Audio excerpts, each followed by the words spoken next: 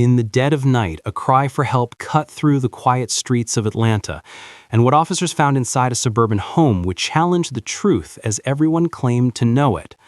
On the early morning of November 26, 2025, at about 4:37 a.m., law enforcement officers arrived at the Atlanta residence of former NBA champion Iman Shumpert after a call reporting a domestic disturbance.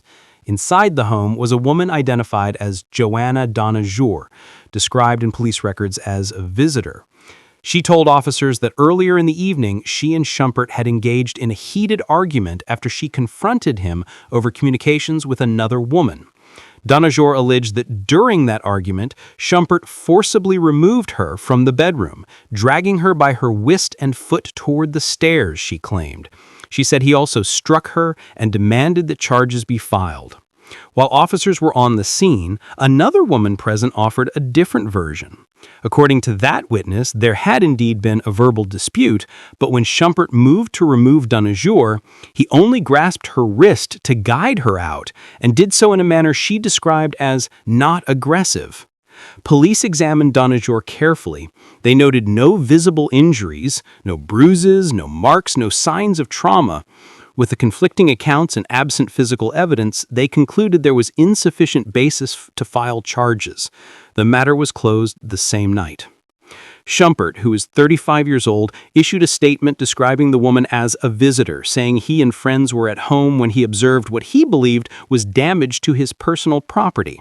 He said he asked her several times to leave. When she refused, he maintained he did not act violently, and that police, after talking to witnesses, escorted her outside and ended the matter. For Donnejour, the emotional weight of that night lingered. In Bodycam footage released by authorities, her voice, shaken, defiant, can be heard as she gathered her belongings and prepared to leave. See you in court and on Instagram in the morning. And then she walked out into the cold Georgia dawn. The house was quiet once more.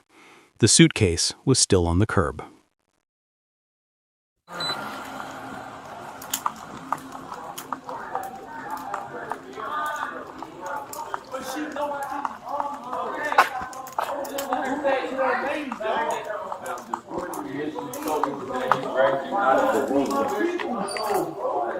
The story that she's saying was to get you out of the room as well. It doesn't. This is supposed to be my people, dog.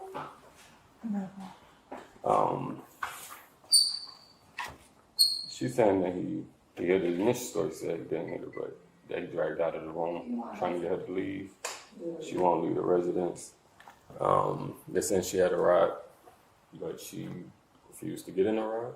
No, I didn't refuse to get in the ride. Or you didn't get in the ride. I did not refuse. You didn't take the ride. I'm the one who initially called the ride.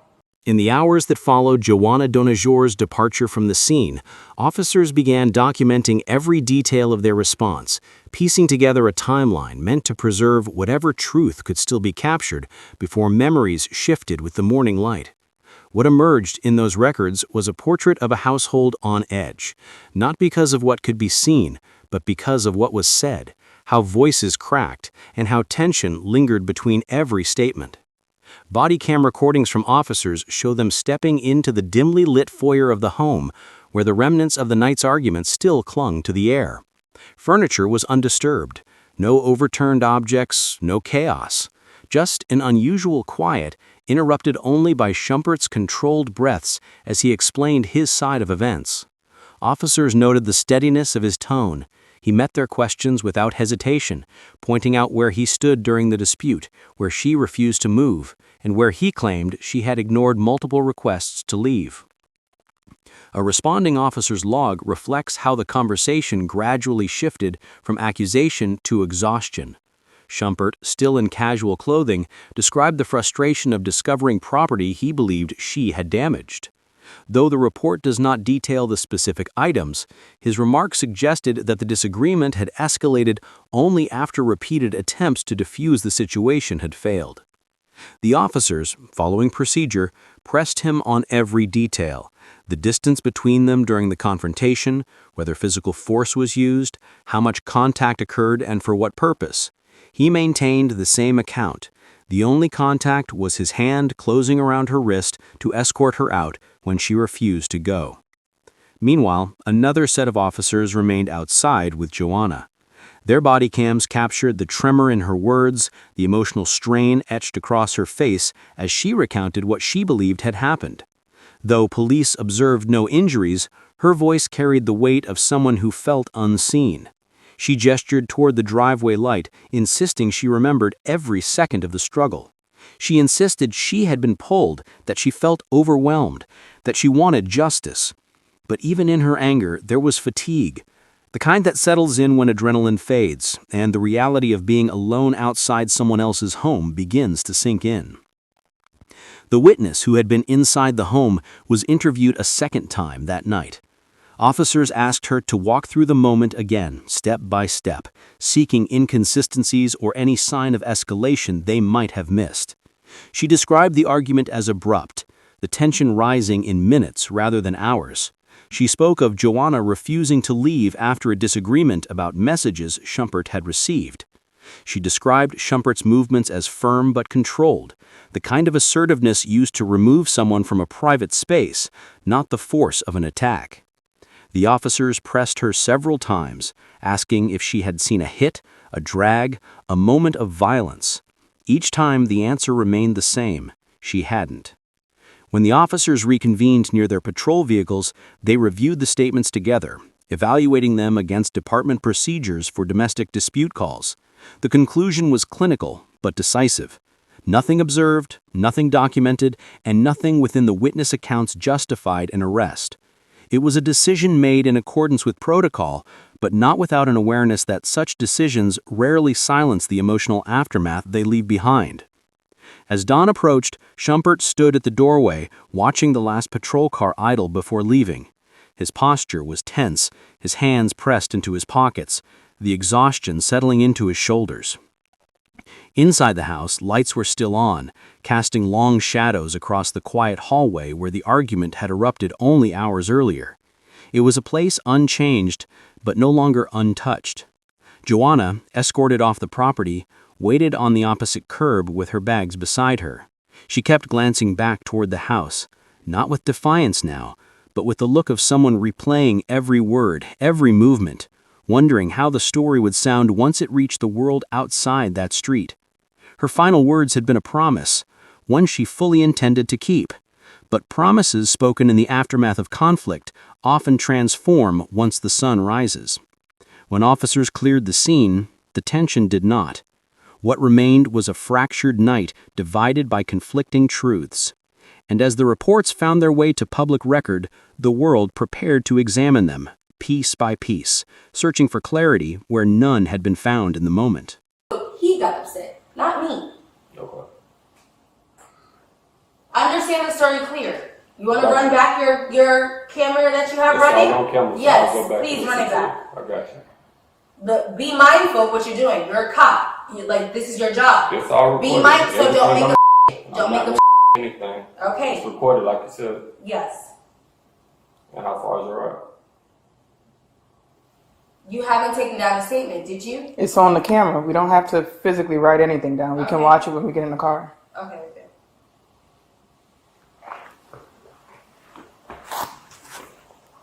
Do you want me to close this door? So too.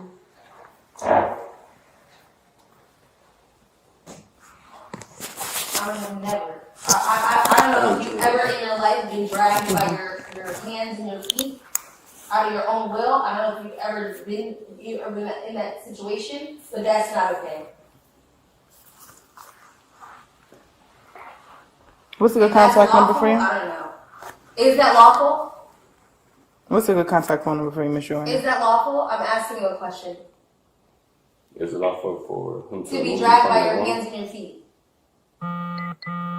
Is there a statute that says someone can't drag you by the hands? I'm trying to understand what you're asking, really. Okay. That was my question. What's a good contact phone number for you? And then what's the ETA for the ride that's coming for you? 15. All right. Do you mind to step outside while we wait for that, please? No. I do mine. Okay, I'm going to ask you to step outside while we wait for the ride.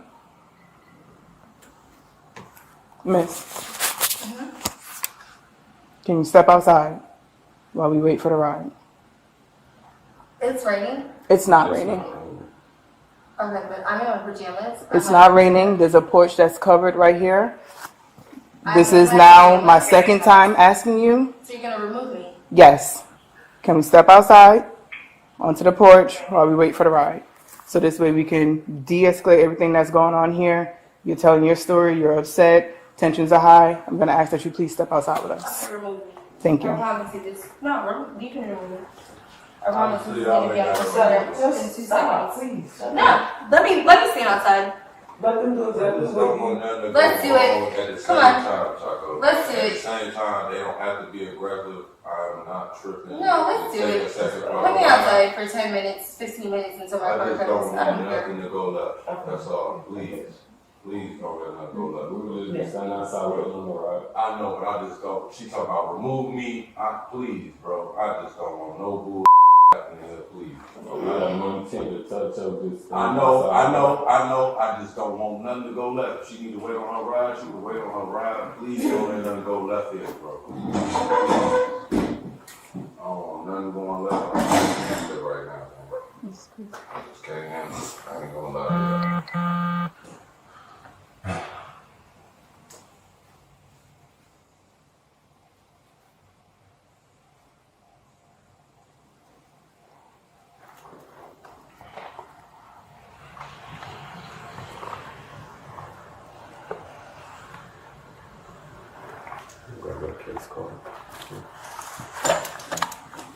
In the days that followed, the incident shifted from a quiet neighborhood disturbance to a public conversation larger than anyone inside that home could have anticipated. As the official police report circulated through media outlets, analysts, commentators, and everyday viewers began dissecting the details line by line. The absence of visible injuries, the conflicting statements, the decision to close the call without an arrest. Each point became a thread in a conversation that refused to settle. Reporters replayed the Bodycam footage frame by frame, pausing on Joanna's expression as she stood in the cool morning air, her luggage resting at her feet. Her eyes carried an exhaustion deeper than anger, the exhaustion of someone who felt their voice had not quite met the threshold of proof. Clips of her final words to officers began surfacing on social platforms, where viewers argued, interpreted, and projected their own stories onto her tone, her posture, her pauses. Inside Shumpert's circle, the response took a quieter form. Those close to him described his demeanor as withdrawn in the days after the call, not defensive but reflective. He kept to himself, limiting public interaction as scrutiny intensified online. Even though authorities had made their ruling, the emotional residue of that night lingered in ways procedure could never account for. Each room of the house, once filled with casual conversations and music, felt heavier now, touched by something that couldn't be swept away simply because no charges were filed. The witness who had been present that night found herself thrust unexpectedly into the spotlight. Friends reached out asking what really happened, what she had seen, whether the reports had captured the moment accurately.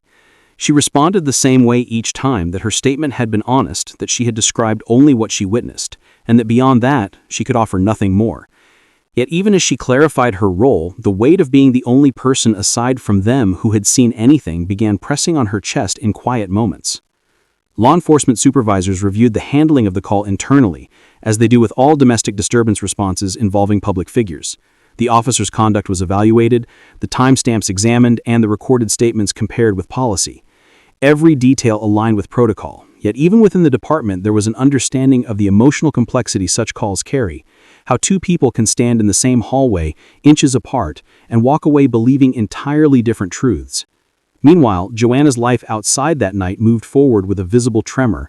Friends described her as distant in the days after, her voice softer, the spark in her usually animated personality dulled. While she continued maintaining her position, she also grappled with the brutal reality that public perception often forms faster than evidence and harder than facts.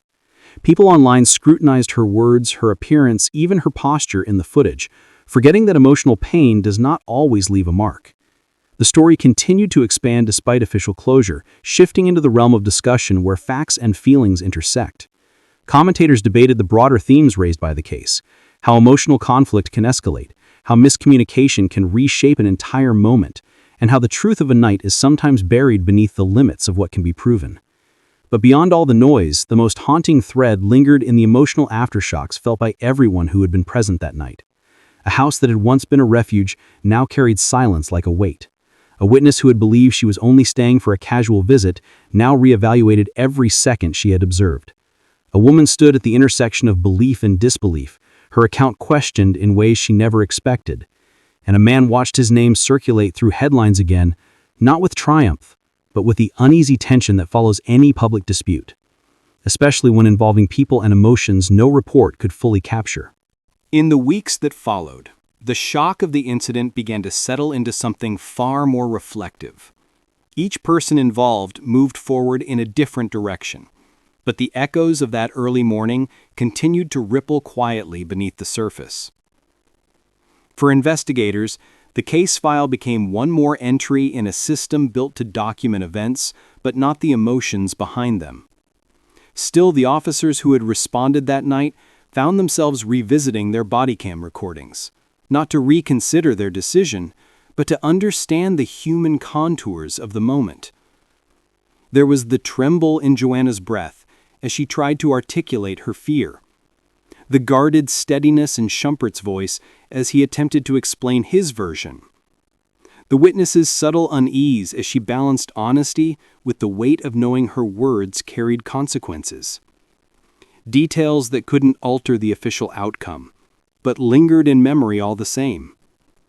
Meanwhile, life outside the confines of the police report moved forward in its own complicated way.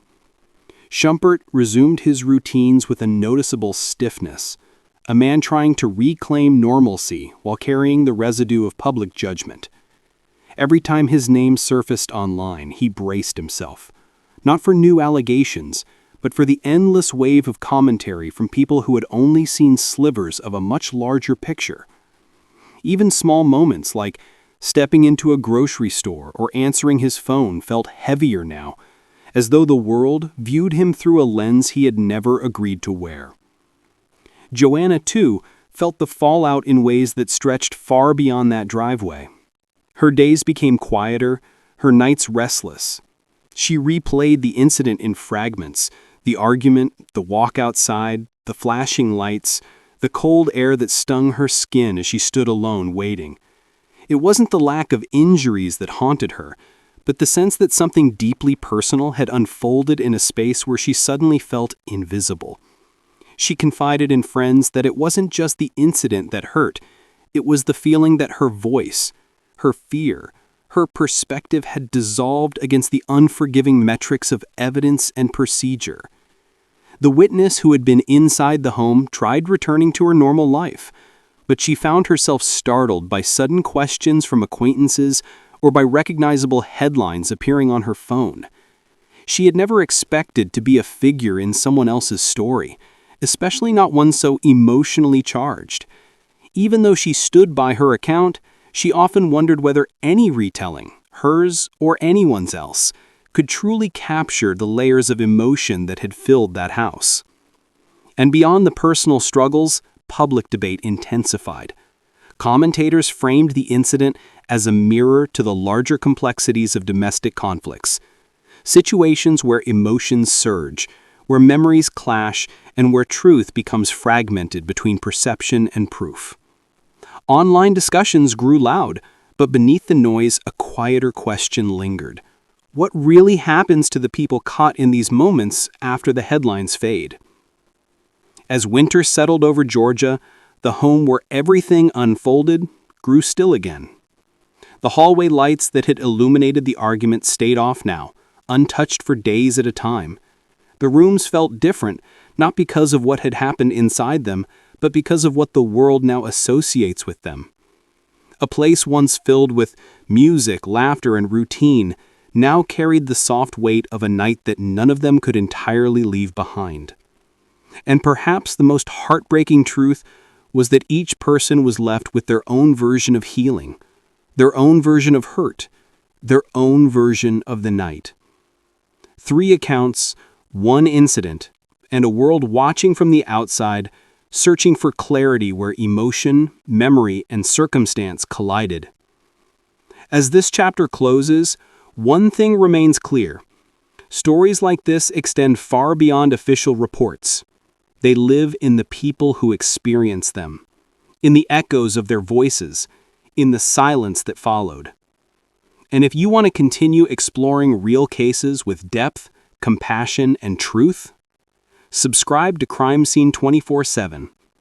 Like, comment, and share to support the work behind every story.